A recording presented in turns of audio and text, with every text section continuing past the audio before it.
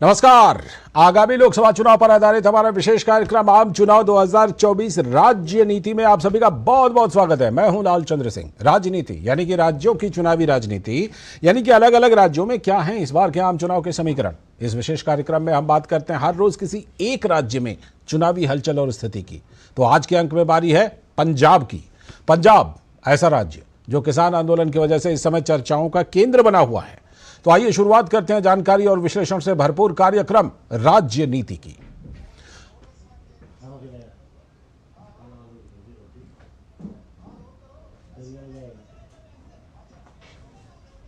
तो पंजाब में इंडिया जो विपक्षी इंडी गठबंधन है उसकी राह काफी मुश्किल है। जहां राष्ट्रीय राजनीति में आम आदमी पार्टी और कांग्रेस साथ तो आ गए हैं, वहीं पंजाब में ऐसा होने की संभावना कम ही दिख रही है। दोनों दलों के आला कमान के बीच कई बार बातचीत भी हो चुकी है, लेकिन सीट शेयरिंग पर एक राय नहीं बन पा रही है। वहीं पंजाब जहां की आम आदमी पार्टी की बड़ी बहुमत वाली सरकार है, वहां पर दोनों दलों के बीच 2024 लोकसभा चुनाव मिलकर लड़ने पर सहमति नहीं बन पा रही है। इस मुद्दे पर दोनों दलों के आला कमान के बीच अब तक बातचीत के कई दौर हुए, लेकिन कोई हल नहीं खोज नहीं पाया। हालांकि दोनों दलों ने पंजाब में आपसी सहमति बनाने की उम्मीद तो बरकरार रहने की बात कही है, लेकिन गौर करने वाली बात यह है कि पंजाब में आम आदमी पार्टी ने प्रदेश की सभी लोकसभा सीटों पर अकेले ही चुनाव लड़ने की तैयारी शुरू कर दी है। मुख्यमंत्री भगवंत मान ने सभी 13 सीटों पर चुनाव लड़ने की बात की। बयान उस समय दिया जब दिल्ली में कांग्रेस और आम आदमी पार्टी आलाकमान के बीच पंजाब को लेकर सहमति नहीं बन सकी। वहीं इस राज्य की राजनीति को सही मायने में समझने के लिए हमें राज्य के 3 प्रमुख क्षेत्रों माझा, मालवा और दोआबा इसके महत्व के बारे में और गहराई से हम जानेंगे। और इसको जानने के लिए मोटे तौर पर इनमें से 3 नदियों द्वारा बांटे जाने के साथ साथ अपनी अलग अलग सामाजिक, आर्थिक और राजनीतिक पहचान से भी जुड़े हुए हैं। सिख धर्म के पंथिक धार्मिक बेल्ट माने जाने वाले माझा इलाके में कई प्राचीन गुरुद्वारे और एक बहुत ही धार्मिक प्रवृत्ति वाली आबादी रहती है, तो चुनावों में एक महत्वपूर्ण कारक है। जबकि दोआबा दलित राजनीति का केंद्र है और इसे पंजाब के एनआरआई बेल्ट के रूप में भी जाना जाता है। तो भौगोलिक और राजनीतिक दोनों दृष्टि से मालवा पंजाब का सबसे बड़ा इलाका है। राजनीतिक चहल पहल का केंद्र माने जाने वाली इसी इलाके में इस राज्य का सबसे बड़ा और सबसे अधिक आबादी वाला शहर लुधियाना भी स्थित है। तो क्या कुछ पंजाब के गणित हैं और क्या कुछ पंजाब के आंकड़े हैं, जरा पहले इस पर नजर डाल लेते हैं, फिर अपने खास मेहमानों से जुड़ करके चर्चा की शुरुआत करेंगे। सबसे पहले जरा जनगणना देख लीजिए, जनसंख्या देख लीजिए। 2011 की जनगणना की रिपोर्ट है, क्योंकि उसके बाद फिर जनगणना की रिपोर्ट अभी तक आई नहीं है। तो 2011 की जनगणना के अनुसार पंजाब की कुल जनसंख्या 2.77 करोड़ है, जिनमें पुरुष 1.46 करोड़, महिला 1.31 करोड़। ये 2011 के आंकड़े हैं, ये याद रखिएगा, क्योंकि उसके बाद फिर आंकड़े आए नहीं जनगणना के। तो नवीनतम जनसंख्या के अनुसार ये जो साक्षरता दर है उसको भी जरा देख लीजिए कि राष्ट्रीय औसत दर जैसा हम जानते हैं 72.98 है, लेकिन पंजाब में 75.84 यानी औसत से थोड़ा सा ज्यादा। पुरुष 80.44 और महिला 70.73% वहां पर साक्षर है। तो साक्षरता की दर को अच्छा कहा जा सकता है। अब मतदाताओं की संख्या देख लीजिए जनवरी 2024 तक के, जिसमें कि बदलाव हो सकते हैं। कुल मतदाता 2.12 करोड़, पुरुष 1.11, महिला 1.01 और थर्ड जेंडर के 750 लोग हैं। और अब प्रमुख पार्टियों की बात कर लेते हैं कि कौन सी प्रमुख पार्टियां हैं जो पंजाब की खिलाड़ी हैं। पंजाब में भारतीय जनता पार्टी, कांग्रेस, आम आदमी पार्टी और SAD यानी कि शिरोमणि अकाली दल, जो अभी सुखबीर सिंह बादल वाले। तो ये 4 पार्टियां प्रमुख रूप से हैं, लेकिन कुछ और भी छोटी छोटी पार्टियां हैं। अब हम सीधे रुख करते हैं अपने आज के मेहमानों की तरफ, खास मेहमानों की तरफ, जो चर्चा करने के लिए हमारे साथ जुड़ चुके हैं। गुरविंदर सिंह जी संपादक हैं पंजाब नामा के। बहुत बहुत स्वागत गुरविंदर सिंह जी। और साथ शुक्रिया लाल जी, अभी हम लोग बातचीत की शुरुआत करेंगे। हमारे साथ मदन मोहन जायड़ा जी भी जुड़े हुए हैं, वरिष्ठ पत्रकार दैनिक हिंदुस्तान के। बहुत बहुत स्वागत मदन मोहन सर आपका भी। मैं गुरविंदर जी से शुरुआत करता हूं, उसके बाद फिर मदन सर के पास आऊंगा। गुरविंदर जी, जिस तरह से कि हमने देखा, बस 2-3 दिन पहले की बात है, भगवंत मान ने ताला चाबी ला करके दिया विधानसभा अध्यक्ष को कि लगा दो जी, ताकि भाग ना पाए ये यहां से हैं।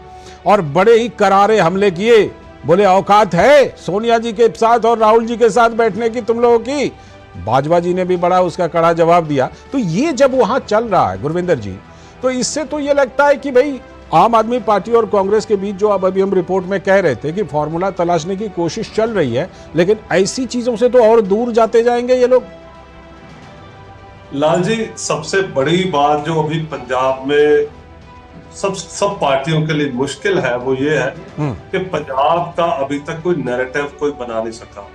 हालांकि जब 2 साल पहले आम आदमी पार्टी आई थी तब भी ये इसीलिए आई थी क्योंकि यहाँ के वोटरों ने कांग्रेस को और अकाली दल को दरकिनार कर दिया था। तो उस दरकिनार के चक्कर में आम आदमी पार्टी की झोली में सारी की सारी मिठाई चली गई जी। तो वो मिठाई उनको ये लगा कि हमने खुद बनाई है, ये खोआ हमने खुद निकाला है, जबकि ऐसा नहीं था। जब संयुक्त किसान मोर्चा के ऊपर प्रधानमंत्री नरेंद्र मोदी वो अपने 3 कानून वापस लेते हैं और वो मानते हैं कि शायद उनसे वो चीज अभी नहीं बनी कि वो अपने किसान भाइयों को पूरा अपने आश्वासन में नहीं ले पाए, तो वो वापस आएंगे। तो चलो, वो जब वहां से संयुक्त किसान मोर्चा उठा तो वहां से ये ऐलान हुआ था कि अकालियों को, क्योंकि अकाली दल तब एनडीए का हिस्सा साथी था और मैडम हरसिमरत कौर बादल तब मंत्री थे केंद्र में, और जब वो 3 बिल बने तब ये उस कैबिनेट का हिस्सा थी। तो उस चक्कर में किसानों ने उनको दरकिनार कर दिया, अकाली दल को, और उसके साथ भाजपा भी गई और फिर रह गई थी कांग्रेस के साथ, जो पंजाब के ऊपर कांग्रेस का अन्याय माना गया है कि उन्होंने भारतीय फौज को हमलावर बना के दरबार साहब के ऊपर हमला करवाया। तो वो लोग अभी तक भूले नहीं है। और जो अमरिंदर सिंह की सरकार थी तब, मौजूदा सरकार थी, और उसने जो लोगों से वायदे किए थे और जो लॉ ऑर्डर, जाहिर सी बात है कि एंटी इनकम्बेंसी थी, हुआ रूप, मतलब तो हम कभी जिसका हम बिहार को याद करते थे उससे भी बड़ा चेहरा पंजाब बन गया था, लॉ एंड ऑर्डर इतना बिगड़ा। तो इसलिए वो एंटी इनकम्बेंसी अमरिंदर सिंह को भी पड़ी। ठीक है, तो ये 22 में आम आदमी यहीं से उनका रास्ता खुला। ठीक है, मैं लौटता हूं आपके पास, गुरविंदर जी आपके पास लौटता हूं। मदन मोहन जी का रुख करते हैं। मदन मोहन जी, अभी गुरविंदर जी जो बात कर रहे थे कि कैसे वहां पर आम आदमी पार्टी के लिए रास्ता खुला और वो एक बड़े बहुमत के साथ राज्य विधानसभा में आए और उन्होंने वहां पर सरकार बनाई, लेकिन उसके बाद से जो चीजें वहां पर बदली हैं, आप देखें कितने बड़े बड़े नाम भारतीय जनता पार्टी में या तो शामिल हुए या सहयोगी के तौर पर हैं। आप देख लें, सुनील जाखड़ जी का नाम देख लें, आप मनप्रीत बादल का नाम देख लें, आप कैप्टन अमरिंदर सिंह जी का नाम देख लें, ये सब मिल करके। और अगर मदन जी मान लीजिए कि कोई समझौता, जो कि बातचीत की बात आ रही है कि एसएडी और बीजेपी के बीच हो सकता है कि वो समझौता हो जाए, तो क्या एनडीए एक ब्लॉक के तौर पर लड़ता दिखाई पड़ेगा और विपक्षी इंडी गठबंधन, ऐसा भी हो सकता है कि उनका समझौता ना हो, वो अलग अलग लड़ते हुए दिखाई पड़ेंगे? बिल्कुल, ये चीज़ हमें देखनी होगी।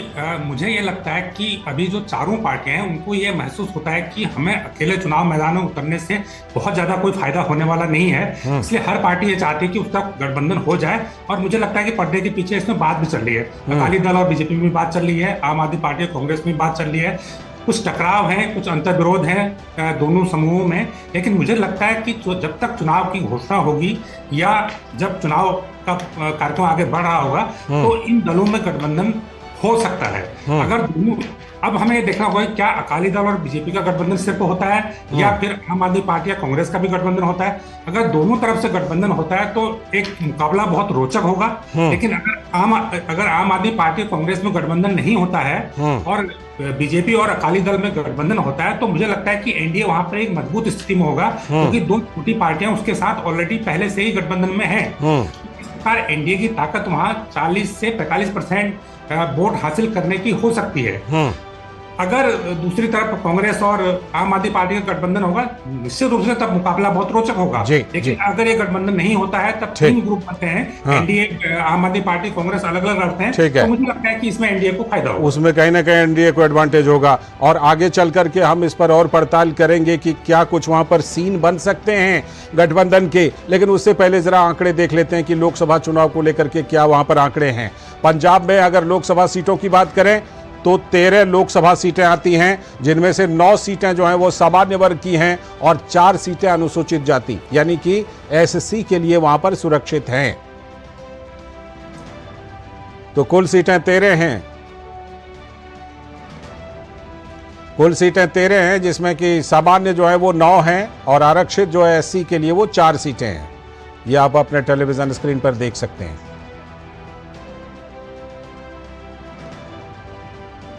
और वहां पर एसटी के लिए कोई सीट आरक्षित नहीं है।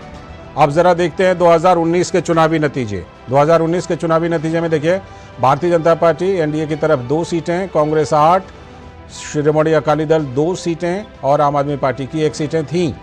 हालांकि बाद में फिर आम आदमी पार्टी वो सीट हार गई, क्योंकि भगवंत मान जब मुख्यमंत्री बने तो संगरूर से वहां पर जो अकाली दल मान गुट के कैंडिडेट हैं वो जीते, और अभी आम आदमी पार्टी के पास एक भी सीट वहां पर नहीं है।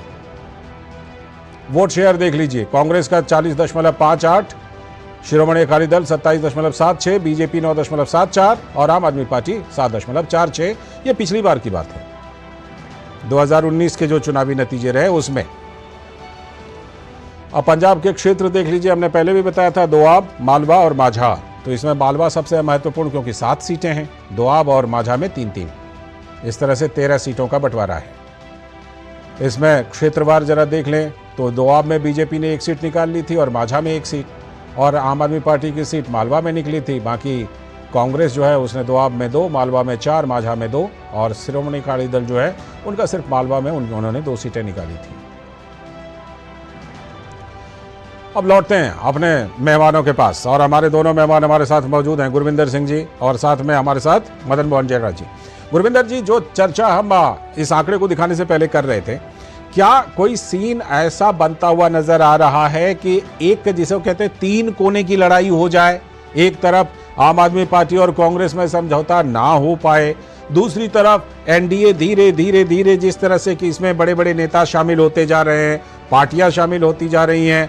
अगर वैसी स्थिति आती है तो आपको क्या लगता है, क्या सीन बन सकता है? क्या एनडीए कई सीटों पर बिल्कुल मुख्य मुकाबले में रहेगी?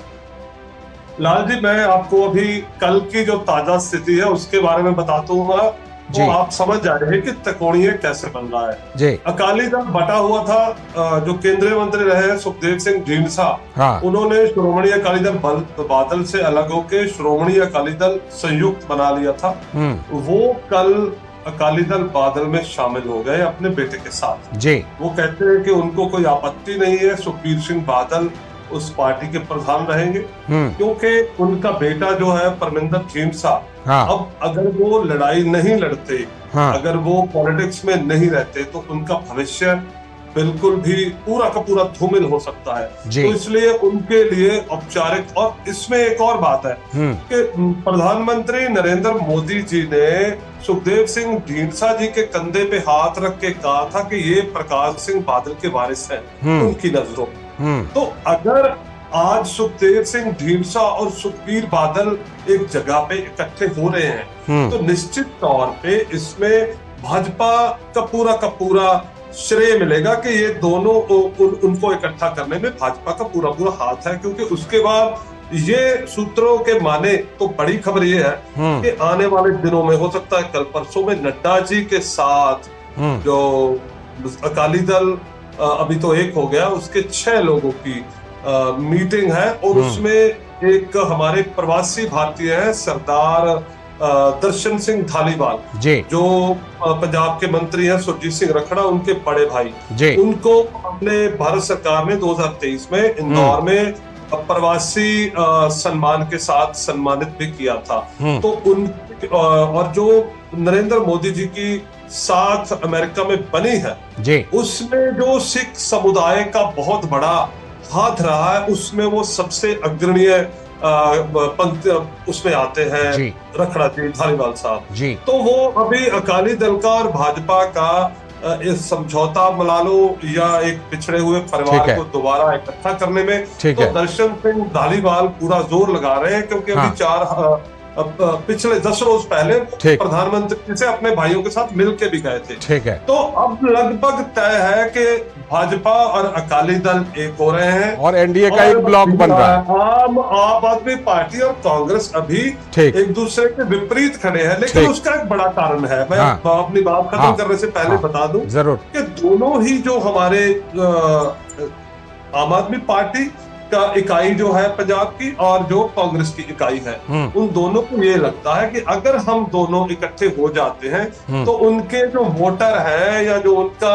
नीचे का कैडर है जी, वो मिश्रित हो जाएगा, वो गया तो गया, वापस आएगा या नहीं आएगा, बिल्कुल, कहीं ना कहीं वो खोने का डर है। हाँ, वो खोने का डर है। ठीक है, मैं आपके पास लौटता हूँ। सर की बात मैं अगर बोले अपना जो हाँ, मोहन जी बोल रहे हैं, मदन जी, हाँ, कि अगर बीजेपी और अकाली इकट्ठे हो गए जी, तो आम आदमी पार्टी और कांग्रेस की मजबूरी हो जाएगी इकट्ठे हाँ, होना, उस वैसी स्थिति में बिल्कुल बिल्कुल अभी कुछ भी नहीं आ रहा। बीजेपी अकाली दल को लेकर इकट्ठे होते हैं तो 4-5 ठीक है, मैं लौटता हूँ आपके पास। मदन मोहन जयरा जी, जो वोट परसेंटेज की जहां तक बात है, हमने अभी दिखाया कि जो पिछली बार का लोकसभा का 2019 का था, उसमें कांग्रेस को था वोट परसेंट में, वो आगे थी, और जो बीजेपी और एसएडी है उनका भी अगर आप जोड़ दें ना तो काफी हद तक उसके आसपास वो पहुंच जाते थे। इस बार तो वोट परसेंटेज ऐसा नहीं रहेगा, क्योंकि आम आदमी पार्टी का वोट परसेंट बढ़ेगा मोटे तौर पर। क्या वो कांग्रेस की कीमत पर बढ़ेगा? और अगर कांग्रेस की कीमत पर उसका वोट प्रतिशत बढ़ता है तो उधर एनडीए का भी वोट प्रतिशत क्या इस बार बढ़ सकता है? देखिए, इसमें कुछ भी कहना अभी संभव नहीं है। देखिए, आजकल जब जनता वोट देती है तो लोकसभा चुनाव और विधानसभा चुनाव में अलग अलग अंतर करके वोट देती है। ये कोई जरूरी नहीं है कि विधानसभा चुनाव के लिए आम आदमी पार्टी को अच्छा वोट नहीं, ये जो हम डेटा दिखा रहे हैं ना, ये अभी लोकसभा का दिखा रहे हैं। हाँ हाँ हाँ, बिल्कुल। तो ऐसा कोई जरूरी नहीं है कि आम आदमी पार्टी को अगर विधानसभा चुनाव में बहुत अच्छी जीत मिली हाँ, है ये तो फैक्टर लोकसभा है। में भी रिपीट हो। हाँ, हाँ। आप हमने देखा होगा कि जैसे 2019 में आम आदमी पार्टी को सिर्फ 1 सीट मिली और उसका वोट परसेंट काफी कम रहा, लेकिन 2022 में जब विधानसभा चुनाव हुए उसे बहुत अच्छे मत मिल गए। ये कहना ये बहुत कोई जरूरी एक नहीं है कि वो वोटिंग पैटर्न दोनों चुनावों में सेम रहेगा। और कई बार हमने ये भी देखा है कि एक ही साल लोकसभा विधानसभा चुनाव होते हैं तो वो जनता का वोटिंग पैटर्न अलग अलग हो जाता है, बिल्कुल अलग हो जाता है, रहता है। तो इसलिए क्या आम आदमी पार्टी को इस बात का फायदा मिलेगा कि वो सरकार में है, उसकी विधानसभा चुनाव में अच्छा जीता, ये कहना बहुत मुश्किल है। इसी प्रकार हम अगर बीजेपी और कांग्रेस के वोट परसेंटेज को देखें, पिछले चुनाव के वोट परसेंटेज को देखें, तो ठीक है, कांग्रेस को ज्यादा सीटें मिली थी, बीजेपी और अकाली दल को कुछ चुनाव में कम सीटें मिली थी, लेकिन दोनों का मिला के वोट परसेंटेज में बहुत ज्यादा 1-2% का ही अंतर है। तो 40% वोट मिले कांग्रेस को, तो इन लोगों को भी 36-37% है, करीब करीब 39% वोट मिले। तो ये सब देखना होगा कि आखिरी में जब चुनाव होता है तो क्या समीकरण बनते हैं, बिल्कुल, कितने पार्टियां अकेले चुनाव लड़ती हैं, कितने मिलके चुनाव लड़ते हैं, ये फैक्टर हमें। मैं लौटता हूं, आपने विधानसभा की बात की तो जरा सा हम विधानसभा का डेटा दिखा देते हैं, फिर आप दोनों के पास लौटता हूं। विधानसभा के डेटा को देख लेते हैं। पंजाब में 117 विधानसभा की सीटें आती हैं, जिनमें से 83 सीटें सामान्य की हैं और 34 सीटें वहां पर अनुसूचित जाति यानी कि एससी क्लास के लिए सुरक्षित हैं। तो पंजाब में कुल मिलाकर 117 सीटें हैं, जिनमें 83 सामान्य हैं और 34 आरक्षित हैं एससी क्लास के लिए यानी कि अनुसूचित जाति के लिए। अब जरा देखिए कि 2022 का नतीजा कैसा रहा। क्लीन स्वीप, आम आदमी पार्टी, झाड़ू फिर गया था, 92 सीटें, कांग्रेस 18, श्रोमणी अकाली दल 3 मात्र, भारतीय जनता पार्टी 2, अन्य 2। तो आम आदमी पार्टी को इसी को कहते हैं लैंडस्लाइड विक्ट्री, यानी कि एकदम बिल्कुल क्लीन स्वीप वाली जीत मिली थी। वोट शेयर देखिए, आम आदमी पार्टी का 42.30, कांग्रेस 23.10, श्रोमणी अकाली दल 18.50 और बीजेपी 6.60। सीधे चलते हैं अपने दोनों मेहमानों के पास, गुरविंदर सिंह जी और मदन मोहन जयरा के बीच।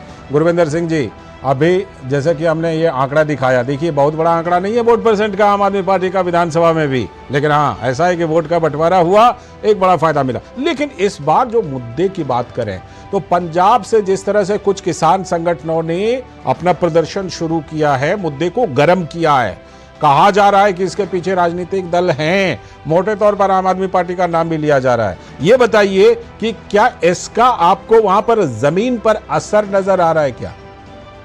लाल जी, असर तो देखिए निश्चित रूप से रहेगा। जहां से आपने बात शुरू की थी ना ताले के, ताला हरियाणा पंजाब बॉर्डर के ऊपर लगा हुआ है, और एक ताला ये हमारी सरकार। लेकिन जो आम आदमी पार्टी का ग्राफ है, जो लोगों के दिलों में बसते थे, वो रोज रोज नीचे आ रहे हैं, क्योंकि लॉ एंड ऑर्डर गलत है। और जो वायदे इन्होंने किए थे कि हम पूरा जो घाटा है वो कर देंगे खत्म, बाहर से कोई लोन नहीं लेंगे, लेकिन अभी तक ये मतलब 35-40 हजार करोड़ का लोन ले चुके हैं। तो वो हमारा पंजाब का कर्जा बढ़ता जा रहा है। और जितनी ये कह रहे थे कि हम नौकरियां देंगे, वो अभी तक नौकरियां भी नहीं दे पाए। ये इन्होंने पहले जो ठेके पे लोग बैठे हुए थे 6-6 हजार की मासिक पे तनख्वाह पे बैठे थे, उनको इन्होंने 6,000 को 16,000 की करके वो बोल दिया जी अब आप पक्के हो गए, हमने नौकरियां पक्की कर दी है। 40-45 हजार लोगों का नाम ले रहे हैं। और इनके ऊपर ये दोष लग रहा है कि ये 500-700 करोड़ रुपए का मीडिया के ऊपर बाहर के सूबों में खर्चा कर रहे हैं। वो बहुत प्रचार, हाँ वो तो दिखाई पड़ता है। का लॉ एंड ऑर्डर है, जैसे कत्ल हो रहे हैं, गैंगिज्म चल रहा है, ड्रग रैकेट सामने आ रहे हैं, माइनिंग की बातें सामने आ रही है, उसमें आम आदमी पार्टी के एमएलए तक सामने होने की बातें सामने आ रही है। तो वो चीजें हैं कि इनका जो ग्राफ है वो लोग इतने दुखी है। और अगर हम बोले कि जो किसान आंदोलन चल रहा है जी, तो ऑब्वियस है कि इसको लीड कर रहा है किसान कर रहा है। अब खेत में दो लोग होते हैं, किसान होता है, खेत मजदूर होता है। लेकिन जिधर किसान जाएगा खेत मजदूर उधर ही जाएगा। बिल्कुल बिल्कुल तो ठीक है। किसान ही था जिसने आम आदमी पार्टी को चुनाव में जिता के 92 सीट दी।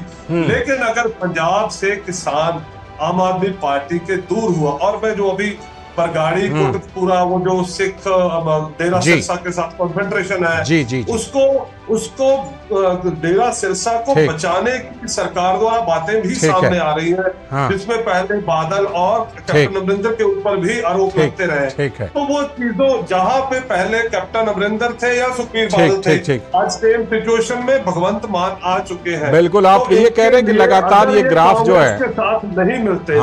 हाँ, तो उनका ग्राफ जिस तरह गिरेगा उसका नुकसान हो सकता है। मदन मोहन जैड़ा जी, जो जिस तरह से कि किसान आंदोलन को इस समय एकदम लोकसभा चुनाव के नजदीक में ला करके हवा दी जा रही है, जिस बात का जिक्र गुरविंदर जी कर रहे थे कि आम आदमी पार्टी की लोकप्रियता का ग्राफ गिरा है, तो क्या ये उसी के मैनेजमेंट की कोई कोशिश लग रही है? क्या हो सकती है? क्या हो भी सकते हैं, कई तरह की बातें इसमें कही जा रही हैं। लेकिन अगर मेरा ये मानना है कि अगर बीजेपी और श्रोमणी अकाली दल में गठबंधन होता है, चुनावी गठबंधन होता है, तो बीजेपी के पास एक बहुत अच्छा मौका होगा कि वो अपनी बात किसानों तक पहुंचा सके।